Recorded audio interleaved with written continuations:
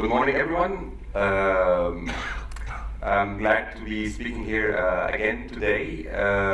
How many of you have been to the party last night? All right, nice. Today I'm going to talk about designing in chaos. To be more specific, I'm going to talk about building a proper design infrastructure in dynamic product environments. But before we get to that, let me quickly introduce myself again. My name is Ahmed. Currently, I'm head of product design at AirHub. We're a flight delay compensation company. We're the market leader. We're a Y Combinator graduate from class of 2016. And before that, I was managing the UX team at Vodafone Egypt. And before that, I had my design studio back in Cairo. I co-founded a design studio in Cairo. And before that, I had a long history of building or designing products as a freelancer or as a consultant. Well, before we get to the topic, I would like to tell you a quick story about the pyramids. Of course, coming from Egypt, I have to talk about the pyramids.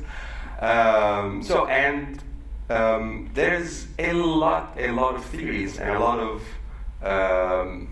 investigations around how the pyramids were actually built.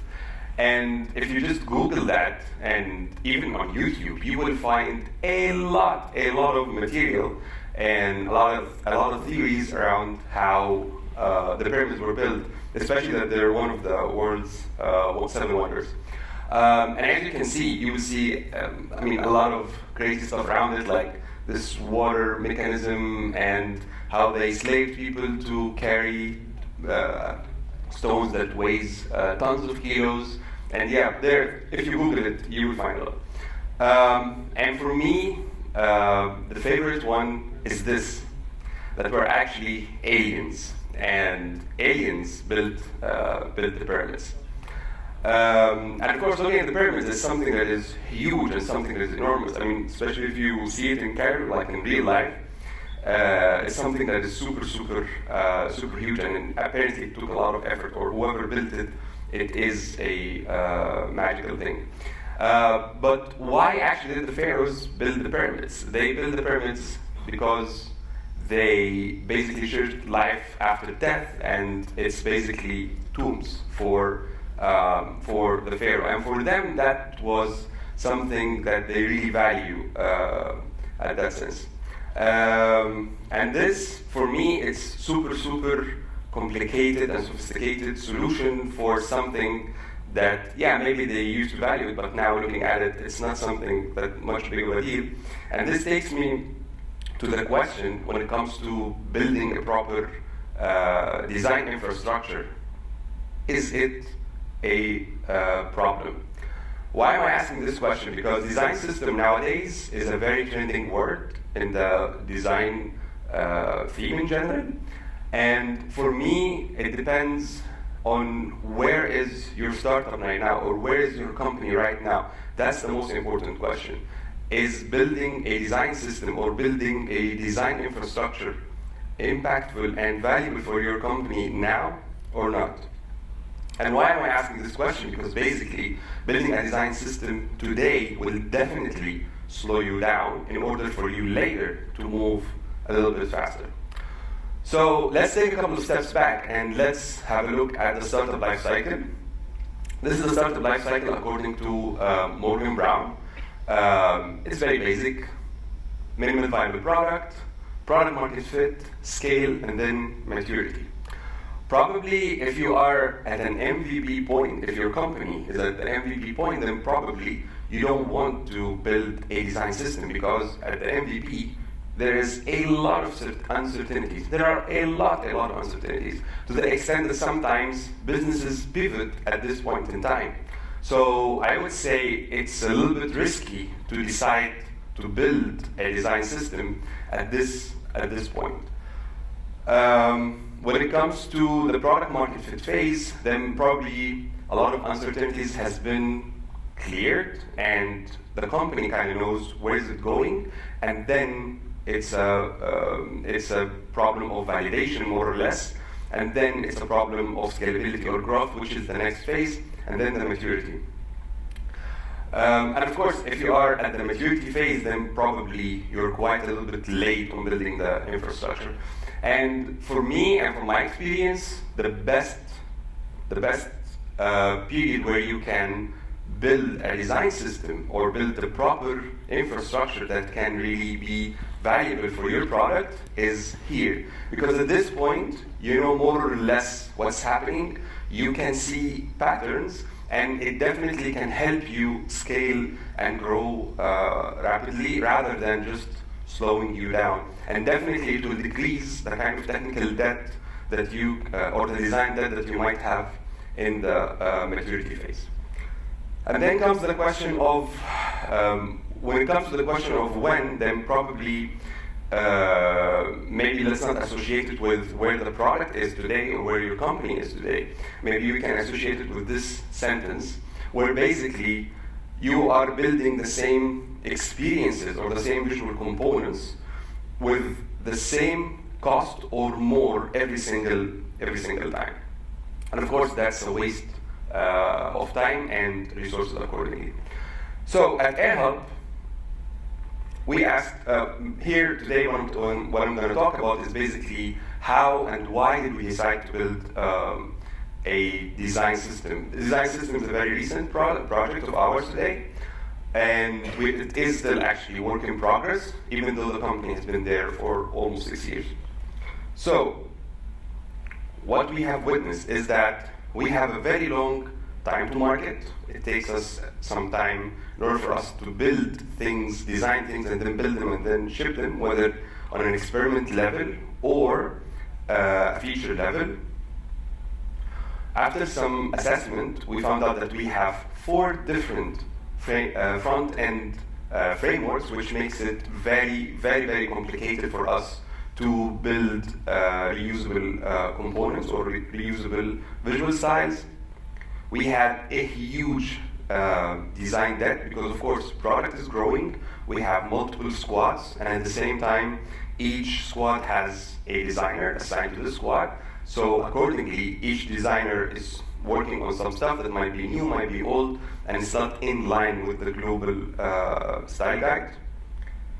And actually, when we looked at all of these all together, we had even a bigger problem that if we today decide to build a style guide or a design system that can be fully functioning across the whole product, our biggest problem would be disrupting the day-to-day business, because definitely each squad has their own goals and they are 100% focused on the goals.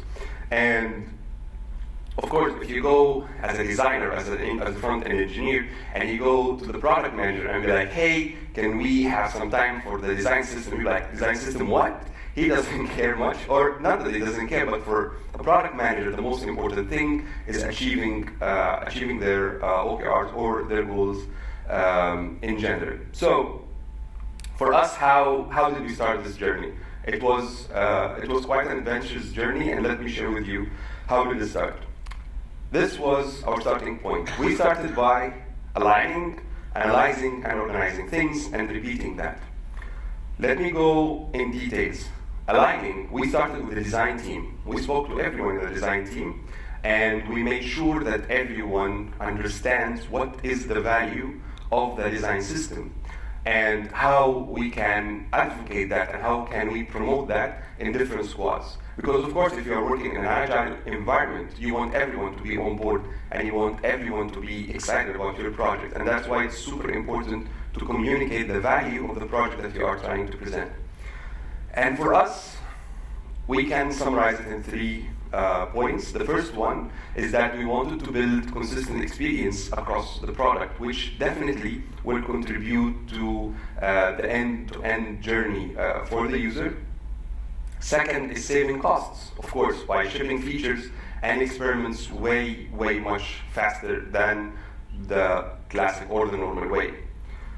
And most importantly, adapting or adopting change effectively, especially if your company is running a lot of experiments and you want to even enable brand or marketing to build stuff and change stuff on the go. That is a very, very good exercise. And last, designing at scale. If your design team is growing and your product team also is growing, then probably there will be a lot of conflicts when it comes to building new stuff or designing new stuff. So scalability here is super important, and building a design system or a components library where designers can drag and drop stuff and just build and focus more on the UX side of things, that is really efficient. And then after aligning basically more or less with everyone about the value of design and agreeing on that of design system and agreeing on that this is a project that is worth investing in, we started analyzing our current visual assets. The way we did it, and one of the learnings that we had through our journey is that do not start with the pages, do not start with the UI components, start with the flows. Identify your flows first and then collect the different visual assets out of them. This is super important because one of the most tricky things about building a design system is the coverage of your visual assets, right? So what you want to do is to make sure that you cover it as much as possible. If you do this on a page level or a visual level, then probably you will always be missing some stuff. So that's why starting by growing your flows and making sure that you covered all your flows is more important than just looking at page by page. Second part, which complements this part, is covering all the different use cases. So even though that you go through the flows, you have to make sure that you cover all the error cases, the alternative flows, or even the exceptional ones, depending on your business. When you do this scan, you have to keep an eye on interactions, and you have to make sure that you understand each and every component and each visual asset you're working on, and not on a 2D level, but on a 3D level, where you can see how this component is actually behaving in code or in its natural environment. And this will definitely help you a lot when you start building the design system. Conduct a visual audit. Make sure that you run some sort of an expert review over all your current visual assets, and make sure that the designers are actually aware of what is good, what is bad, what's performing well, what's not performing well, especially when it comes to inconsistencies, because this is one of the biggest problems. And make sure that you collect all these learnings in one board or one place. I will share with you later how we did it at AirHub. And then, and this is very, very important, if you are already running usability tests or research activities, it is really important that you test what you currently have. There is a lot of learnings and there's a lot of knowledge inside what you currently have from your previous history, basically. So testing that and collecting insights about it is super, super important, especially when it comes to funnel journeys or conversion journeys, just like ours at AirHub. And then start organizing. Now you have done all the analysis. Now you have more or less a good picture, a good image, a good understanding of what you currently have. Then you start organizing things. First step is that you group the common assets together. So you group the buttons together, even though they're inconsistent, even though they look bad. It doesn't matter. Just group them together, understand what is where and what is doing what. And then, after you group them, you build a draft structure. And by the way, by building here, I don't mean that you start designing things. No, you just list them down. And you think along with your team. And by team here also, I mean tech, product, and design. You start thinking together about what can be a structure that you can scale up from. And then, check the technical complexity. Make sure that you always communicate with the developers and make sure that you understand how complicated are the current components or the current visual assets and how sophisticated is the code and what are the current challenges in changing or working on these. Do we really need a totally new revamped code base, or we can just clean up what we currently have and adapt a few tweaks, especially if you have one, and this is super tricky, especially if you have one visual component that has different code bases across the product. To make it even more clear, if you have a button that you see visually consistent across the whole journey or across the whole product, but on the code side or on the code level, this button has different code bases in the product. And then repeat. Try to do this exercise as many times as possible within the time frame that you set for yourself or the time box that you set for yourself, and make sure, again, that you covered as much as possible. One very small tip here is that maybe also you want to talk to the testing engineers and talk to them about your coverage, what you have covered, and they can share with you, because basically they see this more or less every day, and they run through all the use cases every day. So maybe they can share with you some insights about whether you have full coverage or not. This is how our Miro board currently looks like. The text is not that much readable, but what you can see here is basically components grouped. This is our visual audit. As you can see, these are a list of components or visual assets, and next to them is our designers basically listing what is happening, why do they think that this needs to change, or why these components need some development or tweaks. And I think one very visible example is basically the button, and in another part of the board you will see this button comes in different colors, so of course it's a total mess and that needs to be cleaned up. And here, I'm not sure if it shows on the screen, but the green color, even the green color here is not the same. And again, this is totally fine, this is totally okay. Any company that is focusing on growth or focusing on scalability at some point in time, they just want to grow, and design comes, building some sort of an infrastructure comes secondary, rather, especially in comparison to their goals in general. Okay, so after we have done all of this, the next step for us was super critical. It's basically what we like to call cracking the code. What do we mean by cracking the code? If you are building something for scalability, then probably what you want to do is that to make sure that the structure that you build on a component level is scalable enough so you can adapt changes later easily, and also you are covering all the use cases that you have. And again, remember that you are building a design system to design at scale. Let me give you an example of a code that we cracked.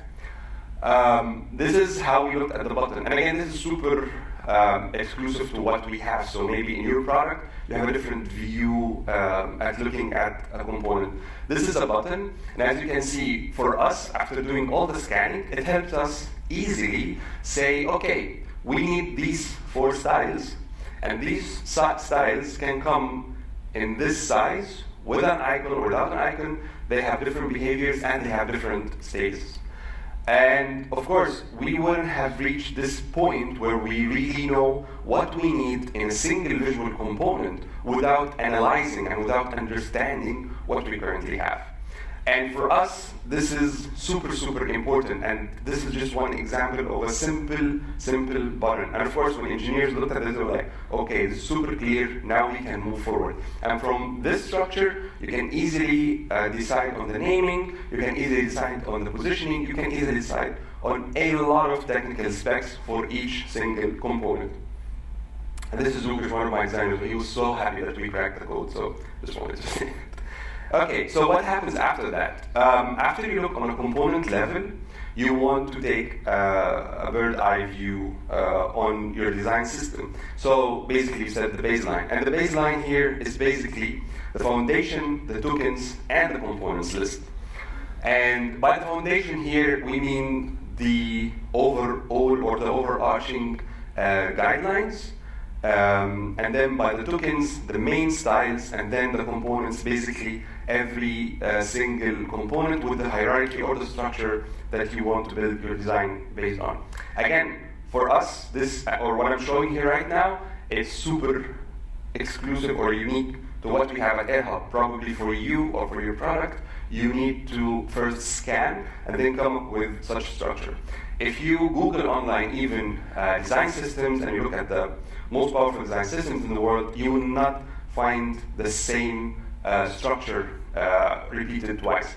And let me here mention one worth mentioning fact, is that 80% of the design systems that are out there are built in-house, and there are no Bible. Basically, they're not following the same school, or they're not following the same structure. Basically, it's self-taught. Okay, then comes the question, how to build. Now that we know all of this, we've done all the nice analysis, we have a very nice board where we have all of these findings. There are two ways to build this, and I've been in both, and let me first share with you the one that easily fails, or the one that has a lot of complexity, the Big Bang. Building a design system or a design infrastructure with the Big Bang approach is super complicated, because you invest a lot of time preparing, you invest a lot of resources in this project, and maybe by the time the project is over, most of the components are not needed anymore or are not reusable anymore. So that's, of course, against all the efficiency that you need from the design system. Second thing is that you, as a business, you really don't see the impact or the value of this soon, but rather than you wait a lot of time, and it takes such a huge exercise. At the best assumptions, if you have a dedicated team for, it takes from 6 months to 12 months in order to achieve full coverage. So start small and build incrementally, and this is how we are doing it currently at AirHelp. And then comes the question of how. You first start with a proof of concept. And in order for you to start with a proof of concept, you have to sit with product and tech and define what is the proof of concept. In our case, we decided that we will go with 3 or 2, currently we have 3.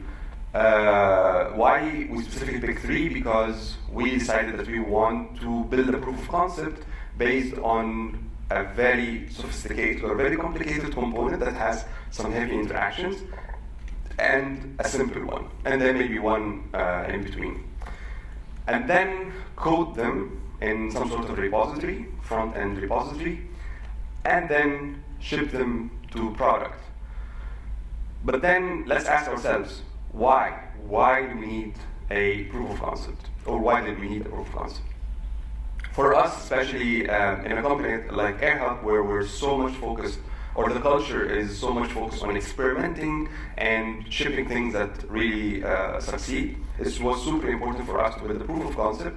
First, to identify different challenges when it comes to tech and design, not only design challenges, and then assess the effort needed to build a design system, because of course, when we first initiated the project and we shared our plans with the engineers, they gave us an estimate. The initial estimate was around 1 year if we will keep working next to the business as usual day-to-day work.